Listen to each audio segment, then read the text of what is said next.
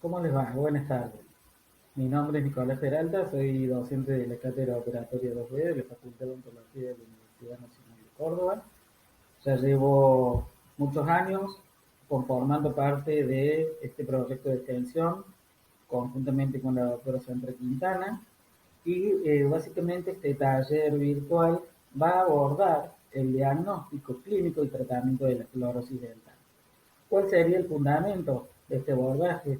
Dejar las pautas para que ustedes en el momento en el que volvamos a la presencialidad puedan contar con una pequeña herramienta para poder trabajar sobre el diagnóstico y el tratamiento de la fluorosis dental, que es una patología que encontramos en la cavidad bucal de muchas de las personas que asisten en los parajes de las zonas rurales de Tasma y en Volcán y podemos brindarles desde el proyecto el tratamiento de la fluorosis.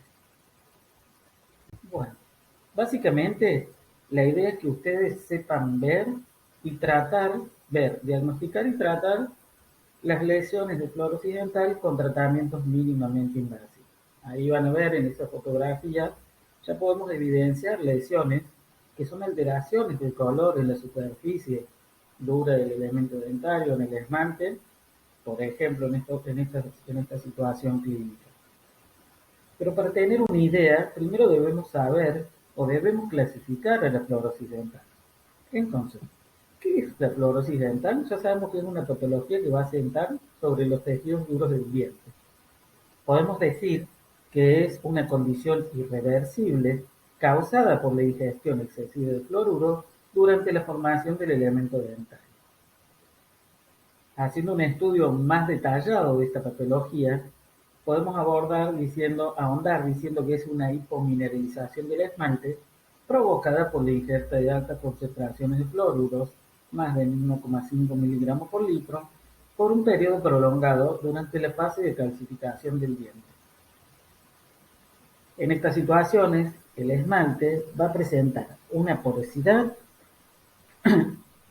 en la superficie, lo que le va a dar o conferir un color opaco que va a variar acorde a la severidad de esta patología, de la severidad de la lesión.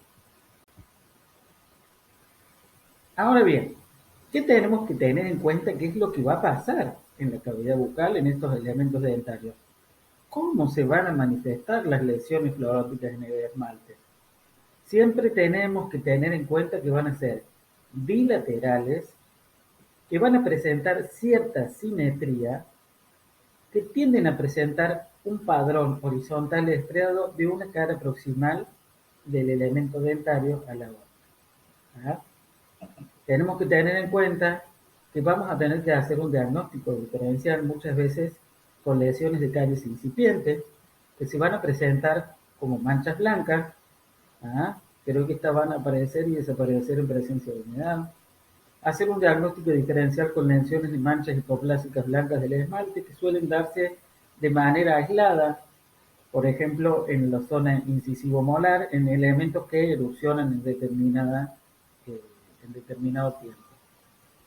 Saber diferenciarlo también con patologías de causa hereditaria, como la melogénesis y la dentinogénesis imperfecta, y diferenciarla por la tinción de tetraciclina, que esto va a ser muy fácil porque la tetraciclina confiere un color característico grisáceo verdoso a los elementos dentarios. Bien, tenemos que ahondar un poco más, ¿no? Y pensar cuál es el índice que nos aconseja la Organización Mundial de la Salud para medir la fluorosis. Este índice es el índice de DIN, que determina cuáles son los criterios de clasificación según cuál es el aspecto del esmalte. Aquí les vengo mostrando para que tengan en una infografía algo simple y sencillo y poder saber diferenciar los distintos grados de la fluorosis de acuerdo a DIN en 0, 1, 2, 3, 4 y 5. ¿Qué quiere decir cuando tenemos grado 0?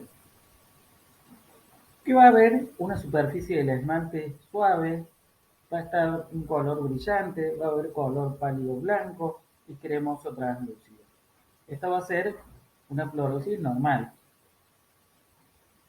Después vamos a pensar en una fluorosis de grado 1, en donde vamos a pensar que ya es algo cuestionable. Ese esmalte, ahí si ven en la gráfica, va a presentar ligeras alteraciones en su translucidez, ¿m? Y va a presentar ya las manchas blancas características.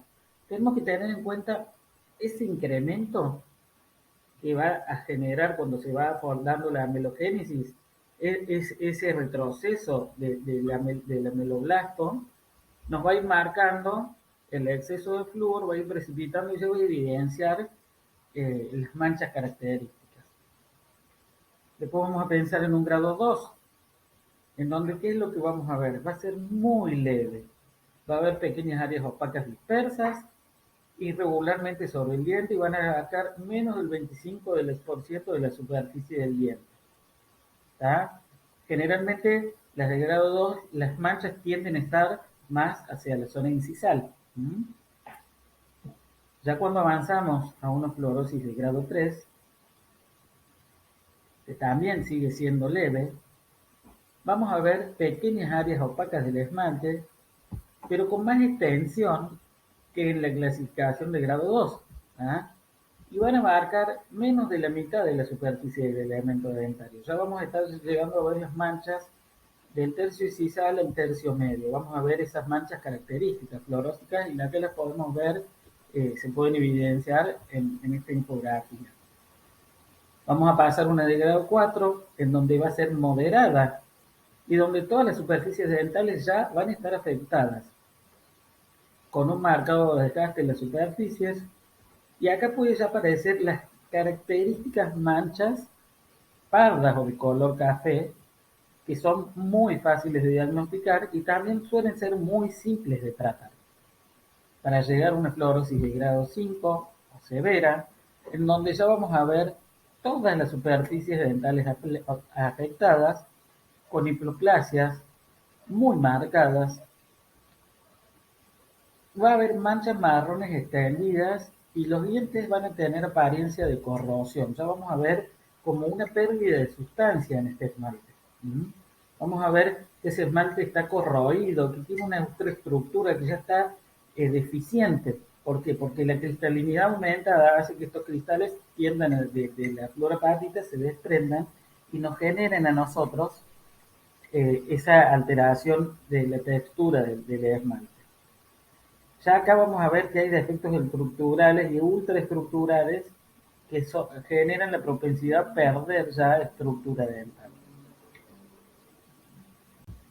Bien, y en función del diagnóstico que nosotros hagamos, de este diagnóstico que debe ser muy minucioso, vamos a tener que pensar cuáles son las posibilidades de tratamiento que vamos a poder nosotros como profesionales de la salud, ya un poco más capacitados y más idóneos en el tema, trabajar acorde a la severidad de la lesión.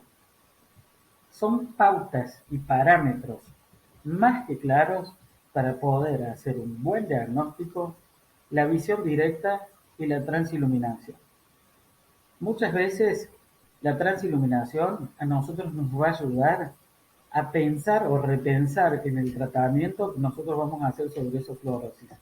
Vamos a ver si la mancha flota cuando nosotros hacemos la transiluminación o se queda estático. Eso nos va a dar a nosotros la pauta de ver hasta qué profundidad el esmalte está, eh, la lesión tratada. ¿Ah?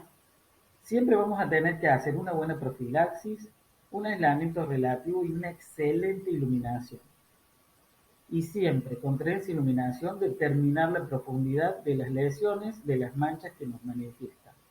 ¿Por qué? Porque ya les dije anteriormente, esto nos va a determinar a nosotros cuál es el tratamiento ideal o cuál es el tratamiento que se va a moldar más a ese diagnóstico que nosotros hemos hecho. ¿Ya? Es importante el diagnóstico, por eso es importante ver, diagnosticar todo el tiempo. ¿Ya? La odontología es una disciplina que mientras más bocas miramos, más aprendemos. ¿Sí? Tenemos que aplicar la teoría sobre la práctica. Entonces, ¿cuál va a ser la posibilidad de tratamiento para una fluorosis leve? Tratamientos mínimamente invasivos como el blanqueamiento con sustancias oxidantes como el peróxido de hidrógeno de carbamida o la microabrasión con sustancias microabrasivas que ya vamos a detallar un poquito más adentrada de esta presentación. Para el diagnóstico de fluorosis moderada, vamos a tener la posibilidad de hacer como tratamiento el blanqueamiento, también microabrasión, restauraciones mínimamente invasivas con resinas compuestas, que vamos a evaluar cuáles serían las indicadas, entre otros. Y para el diagnóstico de fluorosis grave, nuestras restauraciones, vamos a poder hacer restauraciones cerámicas, carillas, coronas, siempre evaluando cuál es el compromiso, cuál es el grado de avance, cuál es la autoestructura, cuál es la estructura que esa lesión nos está tomando. Y en función de eso hacer el tratamiento. Como diría yo, la clínica es soberana, la clínica manda en estas situaciones.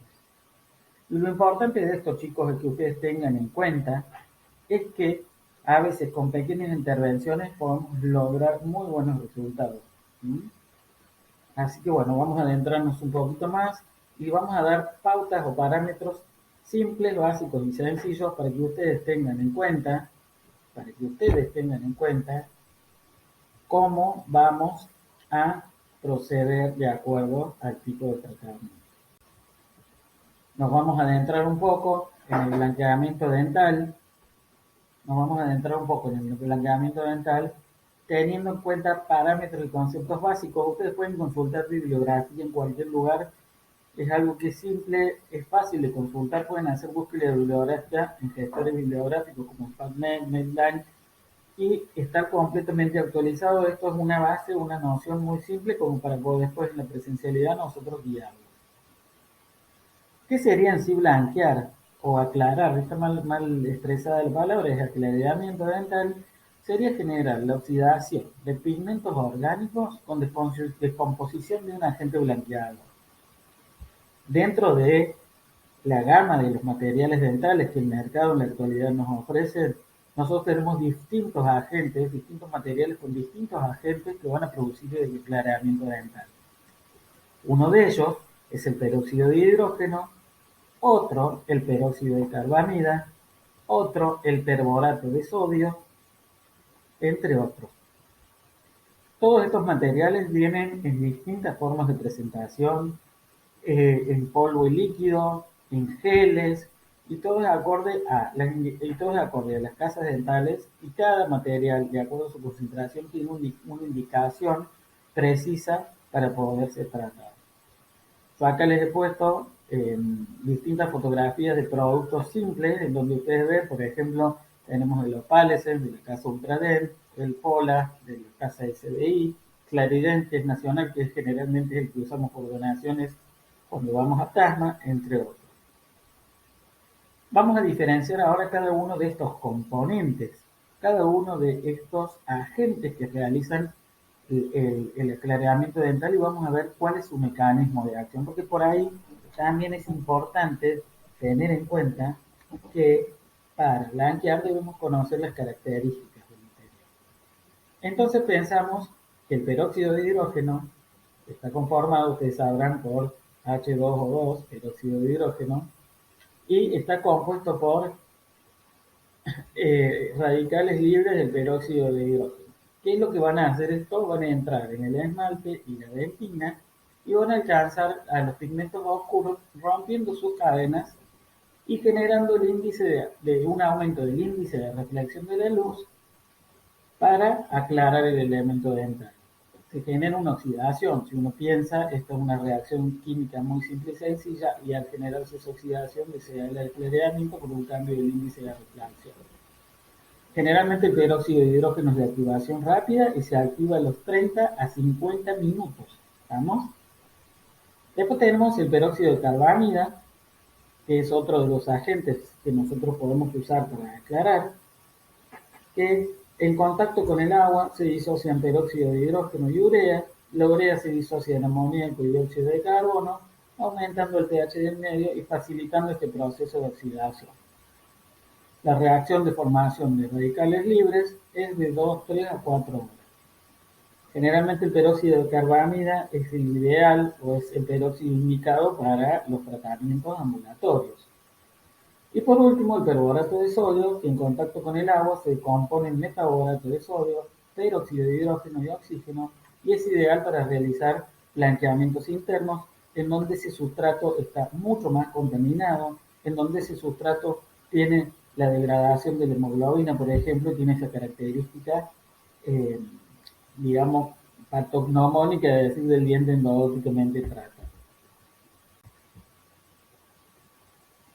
Ahora bien, conociendo los materiales, a los productos o a los agentes blanqueadores, nosotros tenemos que tener en cuenta que son distintas las técnicas de acuerdo a la situación clínica que nosotros vamos a trabajar.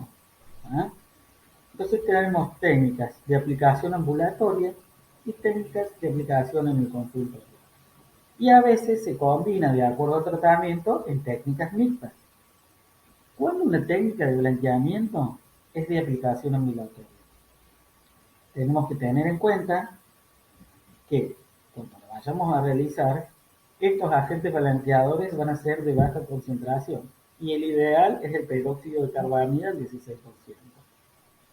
Generalmente se le hacen modelos con el ginato en la boca del paciente, con una termoformadora con una placa de 0,2 o 0,3, se hace, se genera el espacio para colocar, se siguen las indicaciones precisas del fabricante, en este caso tenemos un BM4, de la casa BM4, que es muy bueno.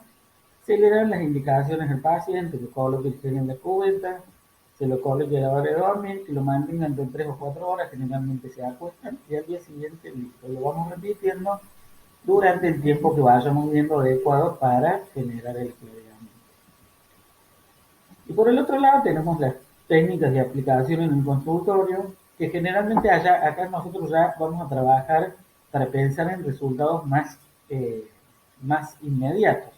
Entonces vamos a utilizar agentes blanqueadores de alta concentración, como el peróxido de carbamida del 30-37, utilizando estas mismas férulas que les expliqué anteriormente en la sala de espera, media hora.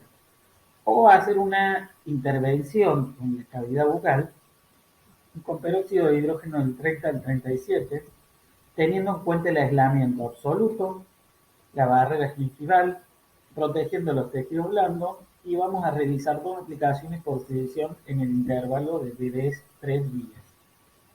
Generalmente se sugiere que cuando vamos a hacer tratamientos de blanqueamiento, trabajar primero una etnia arcada y la otra, para que el paciente vaya viendo ese cambio de coloración, esa disminución del tono, del valor del elemento dentario. Entonces, porque muchas veces cuando nosotros hacemos el tratamiento de manera única en los maxilares en el mismo tiempo, el paciente dice, no llega a ver cuál es el cambio. Se sugiere eso para que el paciente vea el cambio.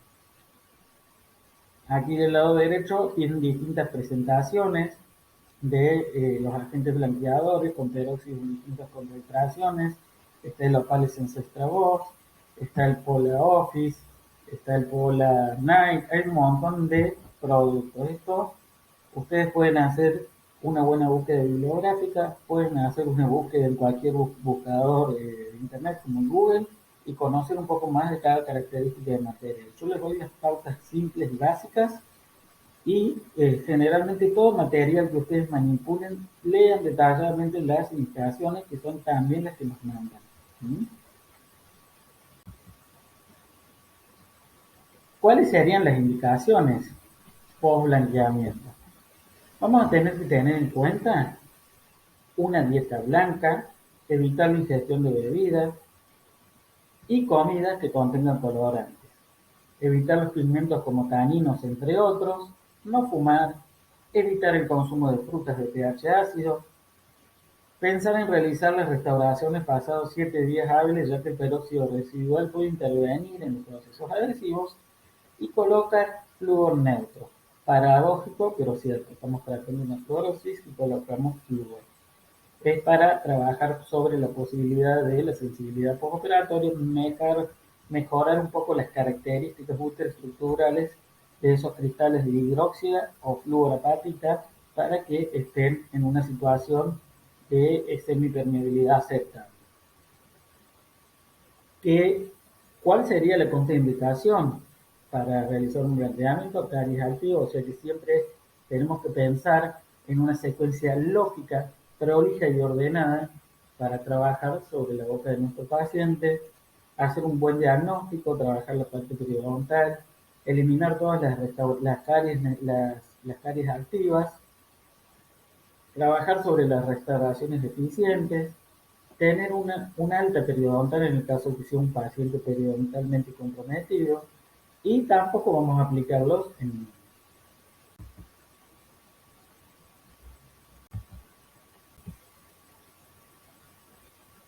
Otro punto a tener en cuenta como un tratamiento mínimamente invasivo, que es lo que nosotros realizamos comúnmente en el terreno de Tasma y cuando vemos a los pacientes que allí concurren, es pensar en otro producto para hacer el abordaje de estas manchas de la fluorosis dental, teniendo en cuenta una técnica también mínimamente invasiva como es la microabrasión. ¿Qué es la microabrasión?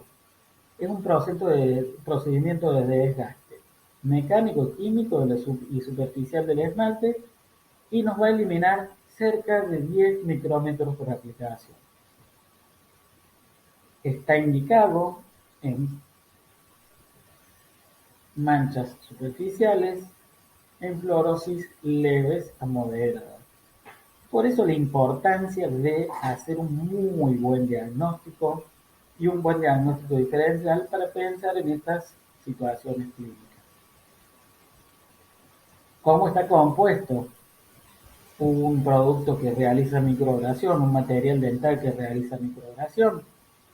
Por ácido clorhídrico y partículas abrasivas de sílice. Siempre vamos a seguir esta secuencia clínica. Una buena anamnesis, el diagnóstico y la transiluminación para determinar la superficialidad de la mancha, porque si la mancha es superficial y estamos hablando de una fluorosis leve o moderada, vamos a pensar que está alterada la primera porción del esmalte y la microabrasión sería el tratamiento ideal. Muchas veces sobrepasa y se puede hacer una pequeña macroabrasión con piedras y una restauración con una resina. ¿Cómo se coloca el material? Se protege el tejido gingival con vaselina, se hace aislamiento absoluto, ¿ah? Le colocamos gafas de protección al paciente y al profesional, preparamos el producto sobre el vestibular, utilizamos el contraángulo con fresas y siliconas de pulir a baja velocidad, frotamos y repetimos. Hasta 7 u 8 veces podemos llegar a repetir este procedimiento para no tener problemas. Tengamos en cuenta que estamos manipulando partículas abrasivas con un ácido clorhídrico y ese ácido clorhídrico tiende a ser irritante, por eso la protección ocular. Y tenemos que tener en cuenta que estamos haciendo un pequeño desgaste de la superficie del esmalte entre 5 a 10 micrómetros por aplicación. Ahí verán 3 productos comerciales de diferentes marcas, con diferentes formas de aplicación del kit. Vuelvo a remarcar, esto es introductorio. Ustedes pueden después consultar a través de sus propios medios cómo vienen estos materiales. Bueno, vamos a adentrar ahora en una situación clínica ideal en la cual nosotros realizamos un diagnóstico de una esclerosis leve moderada. En esta situación, que es lo que hicimos, una muy buena transiluminación, que es lo que vimos, que estas manchas como que flotaban haciendo la transiluminación, moviendo nuestro transiluminador en palatina, inicial y distal, y veíamos que esa mancha como flotaba. Entonces mi indicación era hacer una microabrasión. Realizamos todas las maniobras de aislamiento absoluto, protegimos esa gíngiva y en este caso utilizamos el Glaridel de la casa Fedequim, aplicamos, frotamos y lavamos. Esta fue una situación clínica que la trabajamos primero haciendo microabrasión. A posterior, ya con estas manchas superficiales ya un poco desgastadas, ya un poco abrasionadas y ya con un cambio de coloración interesante, que lo pueden ver en la foto superior izquierda, le aplicamos eh, un gel gingival. Acá no realizamos el aislamiento y utilizamos un peróxido, hicimos un blanqueamiento, en, digamos, en consultorio con un peróxido del 30. ¿Mm? Verán cómo fueron los cambios. A medida que íbamos pasando o haciendo el tratamiento, vimos que esas manchas quedaban y eran persistentes. Entonces, hicimos como un tratamiento alternativo, una pequeña macroabrasión con un microdesgaste, la aplicación del protocolo adhesivo, ¿tá? Con un tiempo prudencial posterior, ¿no? Esperamos 7 días entre el paso anterior y este. Hicimos ese pequeño aferizado, una macroabrasión muy superficial en esas manchitas en la cara vestibular, protocolo adhesivo, resinas compuestas nanoparticuladas, en este caso la Z350 de 3M. Algo simple y sencillo, el antes y el después, verán ahí, diagnosticado con una fluorosis de leve a moderada, tratado con microablación, blanqueamiento y eh, una pequeña macroabrasión y unas restauraciones mínimamente invasivas de resina. Vamos a otra situación clínica. Esta es una situación clínica inicial. Este tratamiento lo trabajaron de manera conjunta en la cátedra en la que yo formo parte, el doctor Grenón, la doctora Bonancini y el doctor Magliano. Se dio esta situación clínica inicial en la que ustedes van a ver que hay un tratamiento eh, que no fue el ideal en el elemento 21, se le había hecho en el 11. Si uno piensa, esas carillas tienden a desprenderse porque es un esmalte que a lo mejor no estuvo grabado lo suficiente, porque tiene un esmalte de alto contenido de flúor. Entonces, ¿qué es lo que se realizó? Se hizo el diagnóstico, también llegamos a que era una fluorosis de leve moderada, hicimos un muy buen diagnóstico y empezamos a planificar cuál era el tratamiento. Ahí van a ver que se realizó la microabrasión con el aislamiento relativo en la primera foto a la izquierda, después a la derecha. Empezamos a trabajar un poco más, se hicieron todos los tratamientos de microabrasivos que se fueron necesarios. Una vez que vimos que esas manchas ya no podían ser microabrasionadas, pasamos un blanqueamiento, protegimos esa gingiva, colocamos peróxido también en altas concentraciones y fuimos logrando el cambio de coloración. Ahí verán cómo va cambiando esa ultraestructura entre la microabrasión y el blanqueamiento. A posterior se hicieron las restauraciones necesarias porque había deficiencia, había lesiones también que aparecieron, que pudimos diferenciar que eran lesiones radicales o restauraciones viejas persistentes. Hicimos el protocolo adhesivo, obturamos y tuvimos una solución clínica aceptable. Verán que a veces lo mínimamente invasivo es lo que da mejores resultados. Yo les puedo asegurar que esta paciente en la cátedra, cuando se vio los dientes blancos después de años, se fue muy feliz, hasta lloró, lo tuve en ese momento. ¿Ah?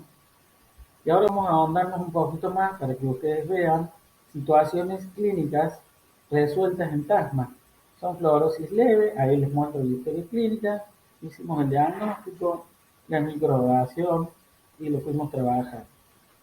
Son pacientes que generalmente los vamos controlando y a medida que vamos viendo, vamos trabajándolo. ¿Mm? Acá hay otra situación clínica, fluorosis leve, ¿tá? Microabrasión. Fíjense, esto para que ustedes vean que esto es lo que se hace en terreno. Es lo que queremos que ustedes trabajen y aprendan en terreno y es en lo que los vamos a guiar desde cuerpo docente del proyecto cuando estemos en TASMA, si Dios mediante y la pandemia cesa y nos permite volver a los para. Fíjense cómo va cambiando la situación y es para que ustedes vean que son tratamientos que ustedes lo pueden hacer y los están haciendo en un contexto completamente, realizando en un contexto completamente diferente. Para finalizar, quiero agradecer a, eh, a las personas que colaboran y trabajan conmigo en la cátedra de terapia de OREL, al profesor Rubén Magnano, a Florencia Bonancini y a Maximiliana Grenón, y al doctor Fabricio Blanco, que también colaboró mucho en el soporte fotográfico. Cualquier duda que necesiten, yo siempre voy a estar a disposición, cualquier interrogante que tengan. La idea era mostrarles en poco tiempo algo simple y sencillo, fijar los parámetros y las pautas. Vuelvo a remarcar, esto es algo que ustedes pueden consultar bibliografía en cualquier lado, es algo que está al alcance de la mano en cualquier situación y hasta pueden buscar evidencia científica que van a encontrar. Remarco muy bien el diagnóstico, es la clave del tratamiento, y remarco muy bien el manejo del material, el por qué y el para qué, cuál es la indicación que debe tener cada uno de ellos. Bueno, espero que esto sea algo ameno y sencillo y estoy a disposición de ustedes.